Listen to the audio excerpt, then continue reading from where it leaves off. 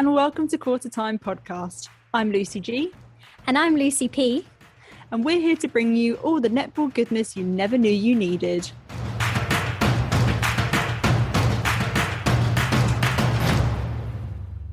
Hello everyone, and welcome back to the final episode of our Rewind mini-series in the lead up to the Commonwealth Games. If you missed either of our previous episodes in this series, do check them out. We recap our conversations from season 1 with Stacey, Francis-Bayman and Sulu, Fitzpatrick. So Luce, what have we got coming up today? Well, today we're bringing you our conversation with the legendary former Australian Diamonds head coach, Lisa Alexander. We chat to Lisa about leading a national side and developing leaders within a netball squad. We also ask her about her leadership style, choosing a captain, and the harsh reality of leading a high-performance program. Amazing. Here we go.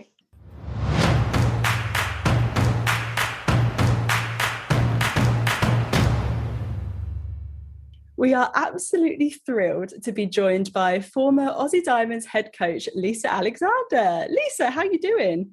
Going really well, enjoying a little bit more of the normal way of living, I think, now that we've come through the worst of the COVID lockdowns, etc. Although obviously what's happening in India is of great concern. But yeah, it's been an interesting time not being involved with netball for a while. I'm a very interested observer. And of course, we had the first round of Suncorp Super Netball as well. So I have a sneaking suspicion you enjoyed watching that. Yeah, I did. I loved watching all the new young players out on court and, you know, Ruby Buckmeyer and Hannah Mundy, who's Shelley O'Donnell's daughter, who I've actually had a little bit to do with Hannah because I've done a little bit of coaching with her, and it's great to see her take those steps out onto the court, and also seeing Kim Ravellian back for the Firebirds, the old firm, her and Gabby Simpson in wing defence, and then playing with Gretel as well, the two new mums coming out on the court. It's terrific. Yeah, that was really, really special. Absolutely loved that. And what a game that was as well. Oh, my goodness. Oh, it was awesome. It was a shame. I really thought Firebirds had it at the end of that game. I did sort of in my heart want them to win because Megan Anderson and Claire Ferguson, who are both coaching there now, head coach Megan and assistant coach Claire, were with me with the Diamonds. So I've got a special interest in how they're going. And I really thought they had it, but fair income, Helen Housby, again. Give her any time under the post. And it was funny, I watched Bryony at the end of the game and you could see on her face, you could tell that she was so rapt that Helen had the ball at the right times. And they played so smartly in that extra time. And I think in the press over here, she said they've been practicing that a lot. And look, I wouldn't be surprised those two teams end up in a grand final. I think, this New South Wales Swifts certainly think they underperformed last year and they really want to get out and show what they can do. Yeah, a few people have said that we think that might be a grand final preview. So we will see. We shall see. So to kick us off, Lisa, you're obviously one of the biggest names in netball, and there's a lot of material out there that discusses your history and your leadership style. But how would you describe your leadership style? Yeah, it's a really interesting question. I think I'm democratic is what I would call myself. And I'm also, I guess, empowering as a leader. As a school teacher, I'm a trained school teacher. That's my profession. I've always been interested in students learning and for me to create an environment for that learning to be at its optimum. So I've taken a lot of those lessons across to netball as well. So it's been much more of a discussion about how we're going to play rather than I'm telling them how to play. Although my earlier coaching, I would have done a lot more telling. These days, and obviously with the Diamonds as well, when you've got such highly skilled athletes, it's more about accessing and empowering their own strengths and abilities. So, yes, I've become what you would call more empowering and more democratic, although, I will lead when I have to, and I've always said that. I won't be shy in saying things that need to be said if they need to be said. And I guess I suppose more on the EQ in terms of emotional intelligence end of leadership. I always have been. I've always been a people person. Even when I think back to my leadership roles I had at school, I preferred to do decision making in teams and have consensus around things together. And I would always stand up and deliver the messages. But I preferred to have, really good leaders and good people around me to help me to make those decisions. So democratic and empowering. I think you really see that actually, and you probably see that background in teaching come through when you're leading. And there's a quote from Joyce Brown, who is obviously ex-Diamonds captain and head coach, who mentored you in your coaching journey. She once said of you, and I quote, a very good communicator, so the right message would get through. She always worked on the individual person, which is very important at 3/4 time when you have to know how they tick. And I think, you touched on it already, that idea of knowing people and empowering them and figuring out how they tick is fascinating. So how much time and consideration is spent developing those meaningful interpersonal relationships with the team to sort of get to know them on that level? Look, I think it probably wasn't enough of what I needed to work on, particularly with the group that I had in the later stages. I did attempt to work on it quite a bit, but I think it was more successful in the earlier part of when I was coaching the Diamonds I already had formed very strong relationships with a number of the athletes that were in that team: Kim Green, Laura Geitz, Julie Corletto, Shani Layton, Beck Bully, because I'd coached them in the Australian 21 and under team. So it's those, I guess, the time that you have with those athletes in another situation or another setting, you get to practice the communication skills that you need, particularly for under pressure situations, the coaching that's required, but also all the off-court communication and how you develop the culture of the team, both on a team basis, but also on an individual, performance psychology basis. So more of those interactions, more practice together, means that you've got a stronger relationship and you know those athletes far more. So it was very important that I spent a lot of time going around the country, going into the different franchises and clubs to get to know people better. And I did spend time at junior national camps as well, as much as I could. But nothing replaces the actual real practice of coaching a team at a junior level and taking those athletes all the way. I, certainly valued all the experiences I had, particularly when I was coaching Victoria. I had, I took a group of juniors through from 17s, 19s, all the way to opens, and just that time on task together just gives you that added, advantage of knowing those athletes even more. And you mentioned Shani Layton. There was a lovely little quote that we found from her where she said, "There were a lot of teams where I wasn't allowed to be myself, but because Lisa was so quirky, she encouraged me to be quirky. She really allowed us to be humans and wanted us to explore and experience life." And I think, you mentioned about getting to know players on an individual level and them sort of bringing that into the team. How important is it for a team to have those diverse life experiences, I suppose, to have that diversity of thought and to bring all of that onto the court? Well, it's the richness of life in general, and I think it adds so much more to a team when you don't have to fit a certain, uniform as such. I'm not saying we don't value and absolutely adore the gold dress and wearing that, and that very much that whole idea of responsibility and respect for the gold dress and the history and the legacy was a huge part of what I spoke about and discussed a lot with the Australian Diamonds. I didn't want to take any of that for granted. I wanted to ensure that the athletes understood their responsibilities in that regard.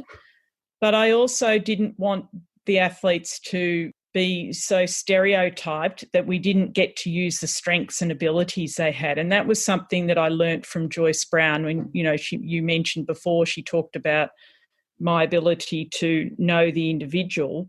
And she always said this. She said, you have to know the person first. Person first, athlete second. And I guess, again, it's probably my school teaching background, the fact that I tried to get to know people better to teach them better as well, to be a better teacher. And I applied that to my coaching. I wanted to get away from the top-down, you must do this type of coaching, to how do we work together to make you better as an individual, and then add to your role that you're going to play for the team, and understanding your team role. Getting to know people who are different to yourself is such an important strength within a team. And, you know, it's that yin and yang idea of balance in a team. You've got to have those strengths together to make an even stronger bond, and really use the strength of the team to, you know, push those performances to even higher levels. I saw that continuously throughout my coaching career with teams, and it's a joy. It's just so, it's even better than winning premierships is to see, or World Cups, maybe not. But it's just a joy to see when people understand, if they give to the team as an individual, their performance will lift as well. And when that happens, that's probably the most joyous part of coaching. Yeah, definitely. And so, speaking of relationships, as a head coach, you are the rock for both those on court and off court, and everyone will look to you for guidance and direction. However, for the players, having a leader to steer the ship that's on court, you know, with them and is one of their peers is absolutely essential. So how do you, as a head coach, encourage leadership in others in relation to captaincy?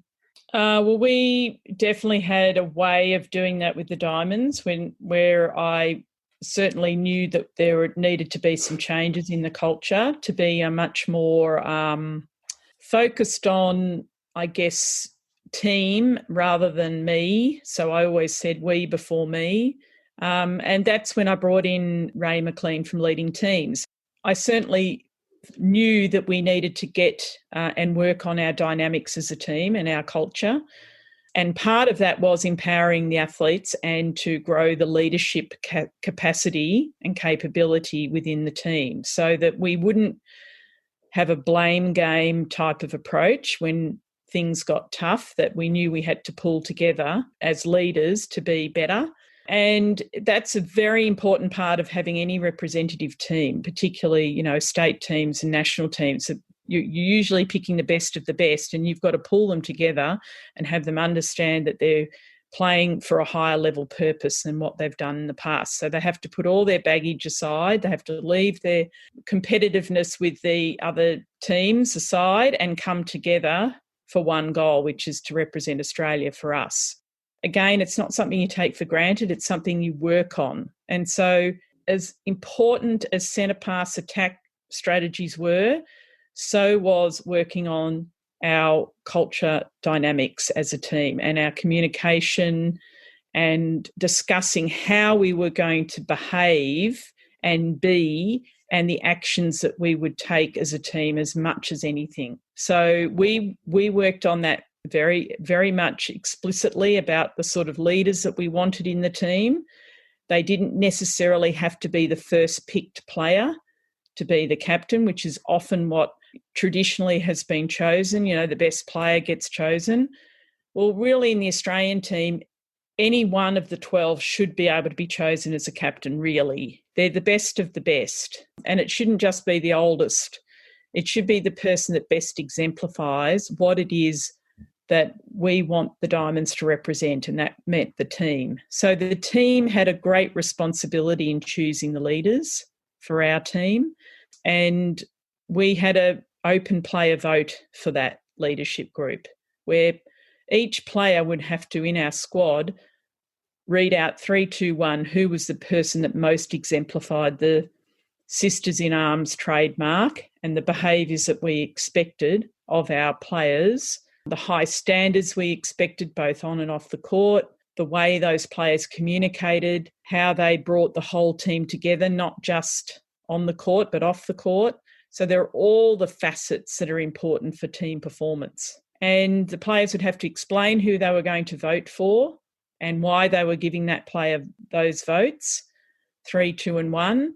And that would mean some people wouldn't get voted for that might be a captain in another team, but that was okay because we had a way of doing that where that's feedback for a player as well, that if they haven't been voted for by their teammate in their franchise team, well, those two will have to have a conversation about that. And that's where you get people growing and learning by getting feedback that's actually what we call in Australian slang, fair income.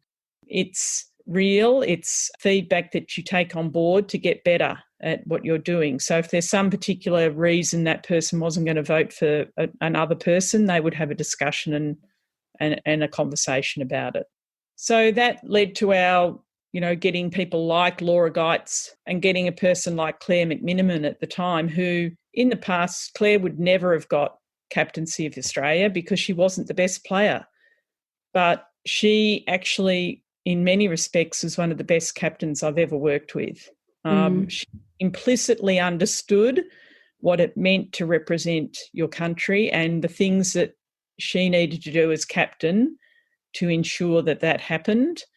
And she was in a phase of her career where she had her own individual preparation for matches and how she went about her high performance behaviours. She had that all down pat, so she could really give to her teammates and be very explicit about what they needed to do, particularly with our younger players. And I remember Liz Watson saying, because it was Liz Watson's first tour to England back in 2016, and she roomed with Claire in that first tour away in England, and you couldn't learn from a better person. And she actually said that when, she had her chance to be captain of the Australian team just recently in the Constellation Cup series, of how important it is in that mentoring and learning from our leaders to be better leaders ourselves. It doesn't mean we have to be exactly the same as them, but we learn about the qualities and what they do by watching what they do and watching their actions. And she couldn't have had a better mentor in that case than Claire. You've touched on there your democratic approach, and obviously we know that Stacey Marinkovic elected to do a different thing in the recent Constellation Cup. So what do you think the impact is of those two leadership styles, going from one where it's a democratic setup to one where perhaps the power has been taken out of the players' hands a little bit? Look, it'll be interesting. The proof will be in the pudding. I think there's enough of player input now, though. I think definitely Stacey is taking notice of what the players will want, and she might have a different way of doing the voting of that. It's just that we preferred, when I worked with leading teams, for things to be transparent, whereas if you vote on paper, you're never quite sure, and that was always what I got from players when they said, we had a vote, but I think the coaches might have had more of a say in who got. Whereas this system that we had is so transparent that you can't argue with it. The players vote for who they want.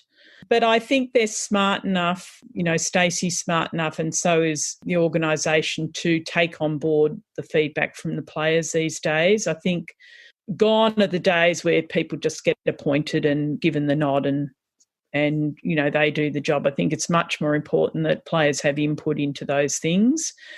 And also, I think the idea that she was trying to get across where all of them are leaders, I really like that idea. I believe in that too, and I think that's important.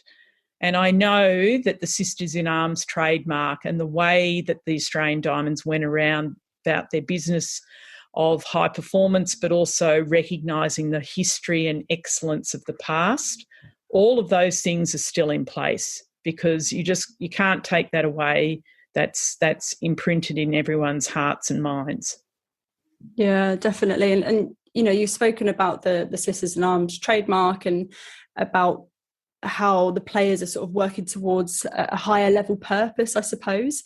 And I think the importance of values in sport, it just cannot be understated, because it plays such a huge role within society as a whole.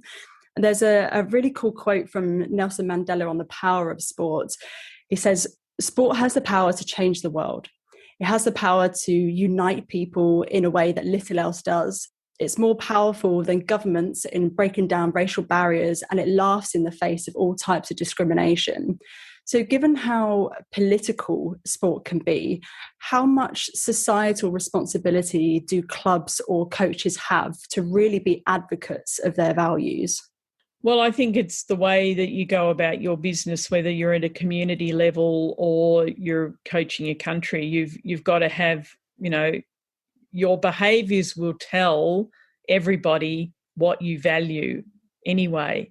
So that's why I always try to say, to particularly when I'm doing coach education, is you are so important in the lives of young people.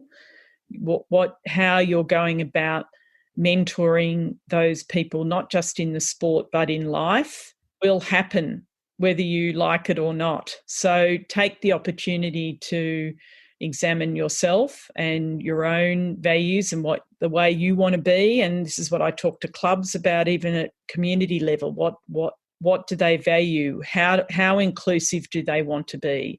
If they're going to be inclusive for, our First Nations people, are they putting, are they doing acknowledgement of countries and welcome to countries in their camps and in their presentation nights? So it's how we go about being inclusive in Australia particularly, but obviously around the world. You've got to actually act it. You've got to do it. You can't just have words up on the board that says we're an inclusive club when you then turn around and act differently and not make people feel welcome into your club. So it's absolutely vital. And I think, I'm an optimist that sport can heal and it can bring communities together. And it is so critically important for social cohesion. That's why we have sport at the end of the day. If you look at the history of sport, I think governments would be very concerned if we didn't have sport and the love of sport, because we'd have millions of people twiddling their thumbs. That's why sport was so important over COVID as well. But, as one of our players said, Pat Cummins, well, really it's in a very stressful time, it's actually something that, helps people's mental health, because they've got something else to focus on that they enjoy watching on television, even though, they might be locked up or whatever. At the end of the day, coaches drive the behaviours at clubs. They're the leaders of clubs. They have to understand they're the leaders, even though there might be a president or someone else that's running the club. Along with those people, they are all the leaders of the club, and they are the custodians of the behaviours that go on in that club. They hold people accountable, as do other leaders, and therefore the behaviour in action all the time is what gets reinforced. And if it's not the same as what you say on the wall, that is, you're an inclusive club, then you've got a problem there. So, and people aren't going to want to play sport, and they will choose not to. And I think you've got to understand, your community and your club to know what it is they want out of it as well. For most people, it's social connection, as well as all the other fitness and health parts to it.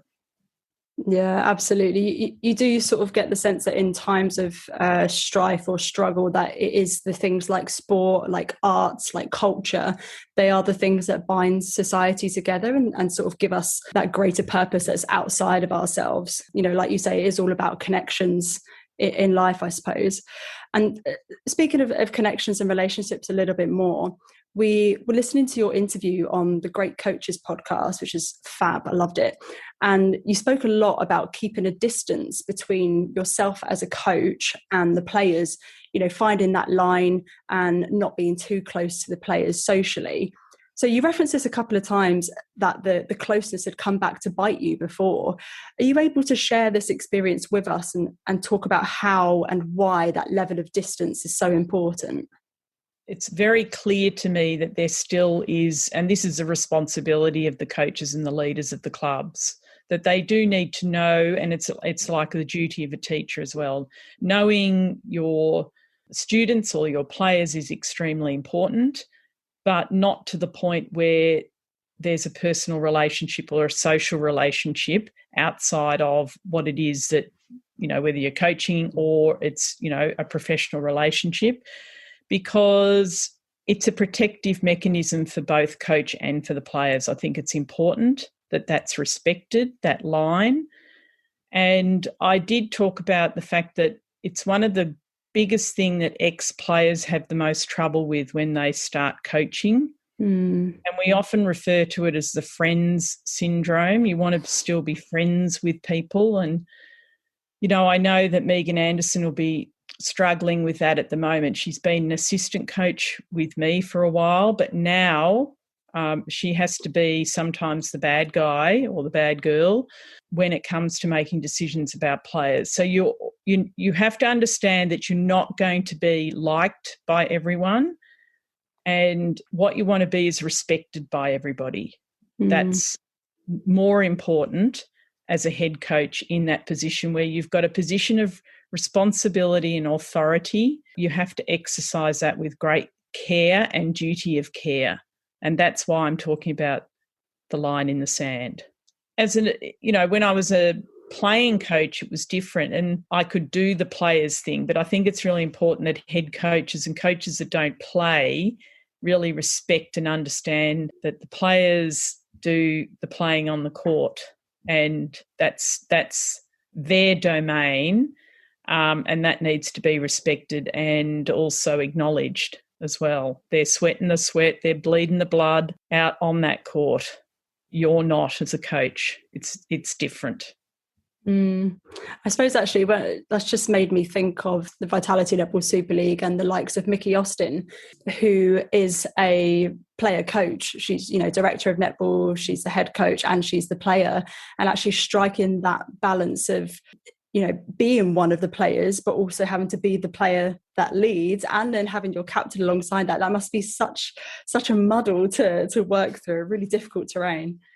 Yeah, it is. And I guess I was lucky and I had a really good bench coach and organisation around me. So I'm hoping that Mickey has that as well. I think she does. But again, she still is, if she's making decisions about other players, she still has to be able to have that line in the sand between herself and the players. Because you just can't be seen to be playing favourites. That's, the death knell of a coach at the end of the day in the program. Things have to be done as transparently and as fairly as possible in selection, and, people have to have some bad news given to them at different times, and if you're too close or you're friends, it just gets really difficult. And so you have to have a bit of a line there in the sand. Yeah, definitely. And I think that team behind the team that supports you, like you say, is absolutely critical. And I know that with the Sisters in Arms trademark, you also had a similar trademark for the staff behind the scenes, which was packed.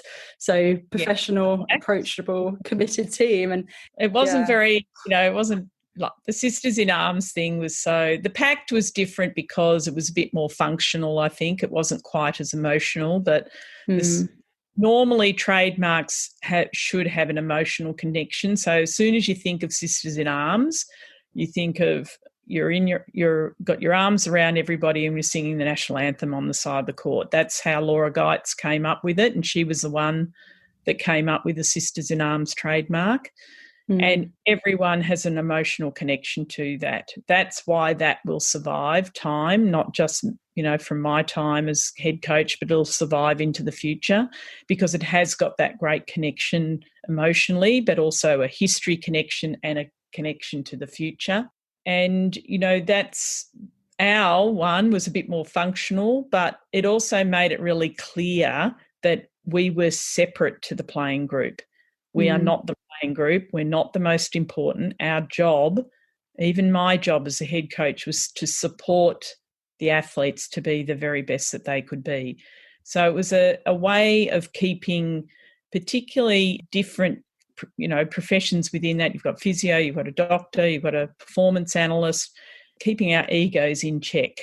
Yes, we had to be really, really good at our job, what we do, and we expected each of our staff members to be the very, very best in their field, but they had to be humble and listen to others in different areas of expertise, and also, keep those egos at the door, basically. To be a good team, again, it was part of us to apply our knowledge and understanding as a team of support staff to the very, very best of our ability in the benefit of the players that we were supporting.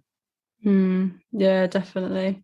And looking at leadership a bit more in action now, I suppose, I came across this phrase when I was researching for the episode, which I absolutely love, which is comfort zone versus courage zone. So playing it safe versus taking a risk. Knowing when to take a risk, I suppose, is critical for any leader or coach. And I feel like this is actually a real skill. So how do you learn to be brave and have that courage of your convictions and self-belief to make those risky or courageous calls that others may disagree with, but you believe is best for the team? Well, again, I think it's a practice thing. I think it's something that you experience over time with the teams that you coach, and you trial and error those things with those teams. And that's what I did. I also had, some understanding of what would work and how I could apply ideas. And I think I saw coaching netball as a way of trialling those ideas of leadership and getting people to understand what their role was and how they went about it. It was always an exciting challenge. And I think I just tried to treat each and every team that I coached as a learning environment for me as well, so that I didn't know everything, that I was learning things from the teams that I was coaching as well. What was probably my darkest day as a coach was when I was, I said it before, when I was allowing my ego to sort of take over, and I had a half a season with my Gippsland local team that I was coaching, and we'd lost every game, and I was starting to get worried about the win-loss record rather than getting better as a coach. And my captain at the time, who I taught at school as well, Zoe Miller, she came up to me and said, "What's wrong with you, Lisa? You're just not yourself." And I said, "I'm just not enjoying it." And she said, "Well, we can tell that, and it's not enjoyable for us as well." So again, it was the courage of Zoe to give me that feedback. It was the fact that I had practiced that with teams that I'd coached with her in the past, or as a captain myself. So that created an environment where I would be able to listen to somebody like Zoe, who, I really respect. And then, I was able to turn that around in the second half of the year and just put my ego out the door and understand that I had to start enjoying what I was doing, because, losing is not much fun, but sometimes it's just in a function of the team you have and the opposition are just better. But how could I coach this team better in that second half of the year? And it was me being humble enough to understand that I had to learn and get better and take risks. That's the way you learn anything. You've got to have a go. It's like me at the moment trying to grow my raspberries. I've got to have some courage and get out there and prune them, I think. I love that though, but that idea that, you don't just wake up one morning and suddenly you're a leader. Like it's all a continuous learning journey, whether it's for you as a player, whether it's for you as a coach, whether it's for you, as a team manager or whatever. There is always that journey that you need to go on. It's not an instantaneous thing. I love that. I think that's great. Yeah, you're never as good as everyone says, and you're never as bad as everyone says.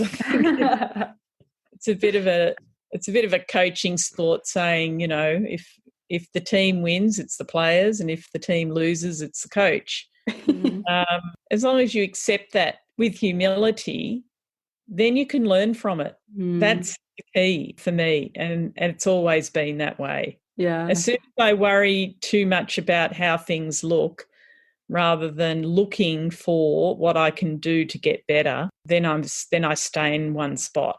And I think I've always kept on, as we know, change is inevitable, and you just have to keep adapting and evolving. And that was what was most challenging about with the Diamonds, was to get them to keep evolving and changing and adapting. And as the leader, you have to model that, because if you don't do it yourself, then how can you expect your athletes to do it? Yeah, I think especially as the rest of the netball world is evolving so quickly as well, that's absolutely critical. I love that's what I'm loving about watching England netball, you know, the way everyone's got on board with the Super League and the changes, and, you know, it's exciting, and I'm barracking for you. I want it to be bigger and better. Thanks, Lisa. Here's hoping we retain our Com Games gold medal. Oh, I don't know about that, but we had to drop it in there. We never stopped bringing that up, to be honest, I'm afraid. I know. I saw the 3-year anniversary the other day, and I really felt like saying, do you guys have to keep rubbing this in? Truly. Yes, we do. Even I think Manchester Thunder put out when Helen Housby as a teenager won one of their finals, and I thought, golly, it's still going on. She's still in my nightmares. We'll never let it go. I want to go back to that quote that you said around if a team wins, it's the players, if they lose, it's the coach. I think that really epitomizes the harsh reality of high performance sport, and we all know that high performance is brutal. I think we saw this harsh reality when you parted ways with the Diamonds, and it's something that you actually referenced in an article with The Australian, with Eric George. You said, I was told that I had lost 2 finals and that was it. I suppose as a coach and as a leader, how difficult is it to go through that and to come out the other side, to really show that strength and resilience and just, you know, be forced to embrace the next chapter of your life? Oh, well, it's not easy. That's the short answer. I guess in many respects, thankfully in some ways, I didn't have too much Australian team action last year because it might have been just too hard to handle. And that's the, you know, God honest truth.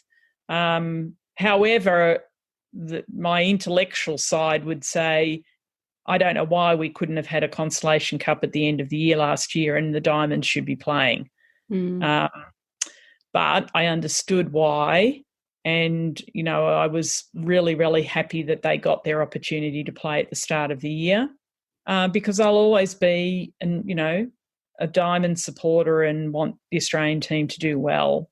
That's just me. That's the way I'm built.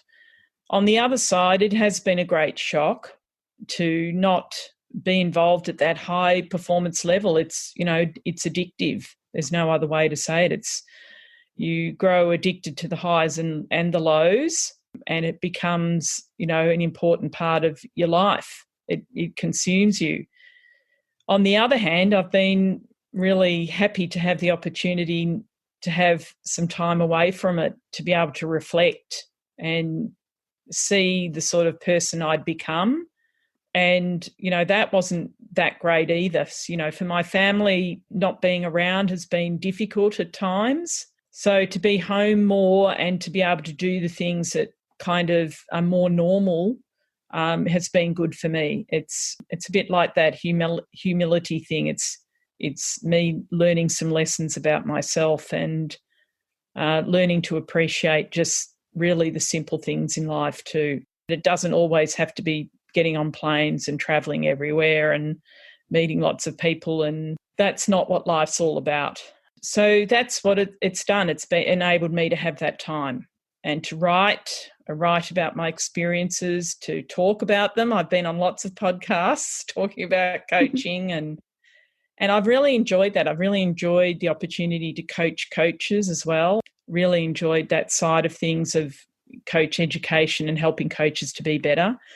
And really enjoying watching sport for the purest, for what it is, the purity of sport, and enjoying getting out in my garden and growing things. That's, you know, that keeps you very, very humble and grounded.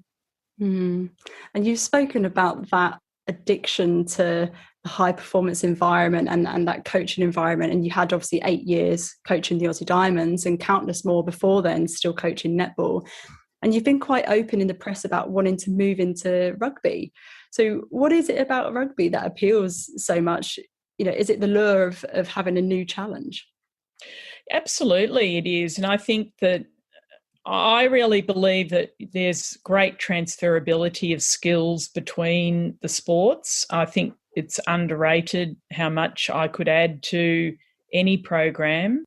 I know I spent a day with Eddie Jones at English Rugby, and I absolutely love that, watching what he does. But also he always gets his pound of flesh as well, as he says, because I had to, address his staff and talk about what the Diamonds do, and talking about our standards and our program and how we went about our high performance approach.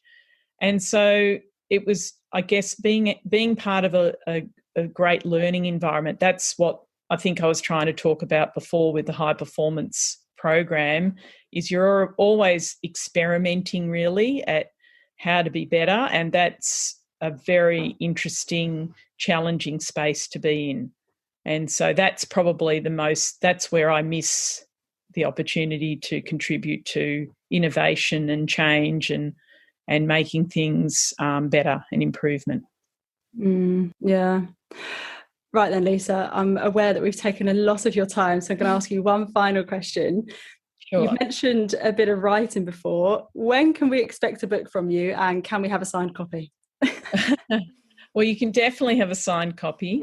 I think, look, I'm probably in, it's everywhere. I probably need a really good editor to help me with that. But hopefully in the next couple of years, definitely. I'm having a look at what other people are doing as well. I want to do something quite different.